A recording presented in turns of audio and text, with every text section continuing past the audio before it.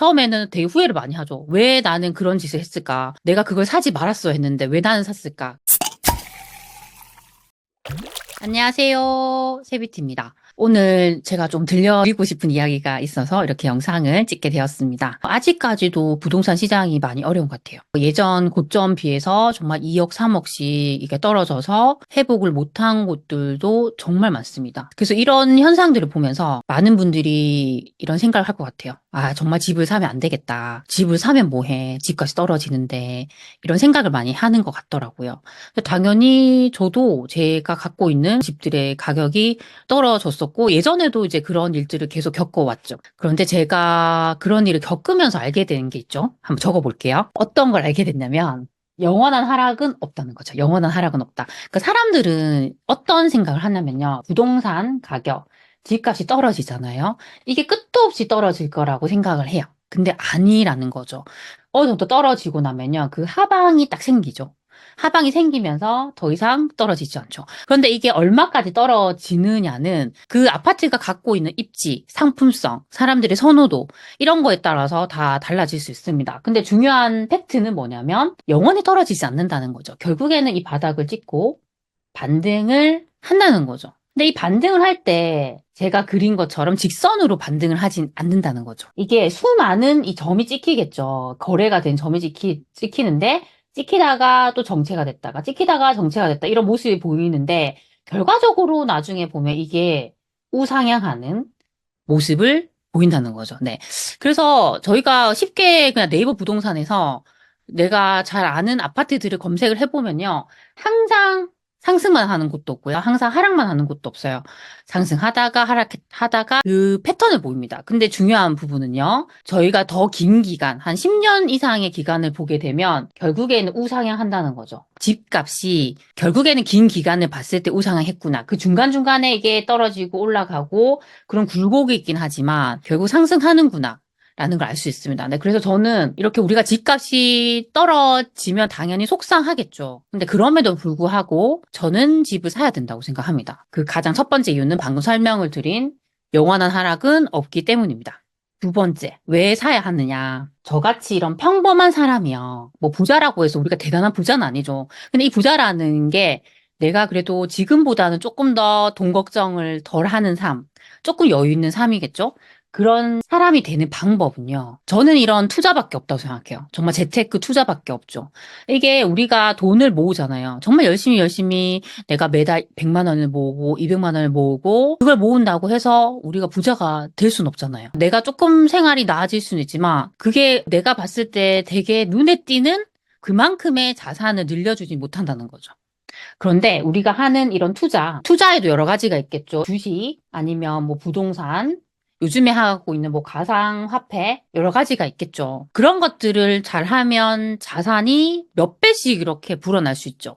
그런데 그런 것들 중에서도 뭐 주식이나 가상화폐, 전 잘 모르지만 조금 더 변동성이 있긴 하잖아요. 상대적으로 저는 이 부동산이라는 게 조금 더 안정적이라 생각해요. 이게 떨어질 때는 무섭게 떨어지지만 다시 또 반등을 하면 그 방향성을 쉽게 바꾸지 않잖아요. 정말 저같이 평범한 사람이 그래도 지금 현재보다 자산을 이렇게 점핑시킬 수 있는 유일한 방법이 부동산이라고 생각합니다. 제가 이렇게 얘기하면 또 욕을 하실 수도 있겠지만 저는 지금도 그렇게 생각해요. 저도 투자하면서 당연히 힘들었죠. 최근에 금리 인상 때문에 저도 자산 가격 하락하고 대출이자 높아지고 하면서 저도 정말 힘든 시간을 이제 겪었습니다. 그런 시간을 이제 쭉 겪으면서도 저는 후회는 하지 않았어요. 제가 부동산이라는 것을 공부를 하고 투자를 해온 것에 대해서 절대 후회를 하지 않았습니다. 후회를 하지 않은 이유는 저는 그걸 아니까요. 영원한 하락은 없고 분명히 또 이건 잘 될 것이고 그리고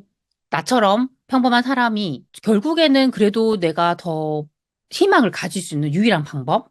저는 그게 부동산밖에 없다고 지금도 그렇게 생각을 하고 있습니다. 그리고 세 번째는 결국에는 경험을 할 수 있다는 거죠. 우리가 계속 그냥 공부만 하는 거예요. 아, 부동산 공부하고 어디 입지 공부하고 공부만 계속 하는 거죠.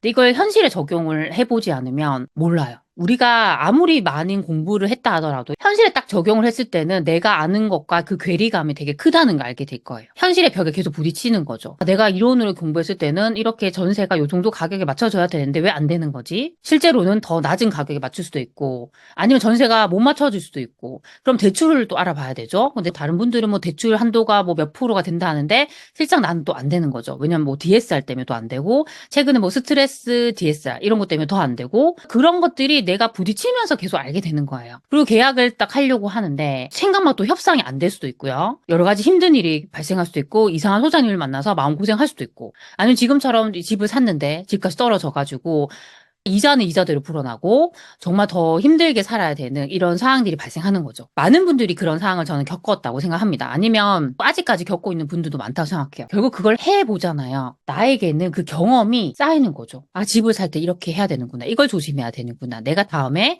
집을 살 때는 이런 거 체크해서 확실히 이렇게 해야겠구나. 내가 알게 되는 거죠.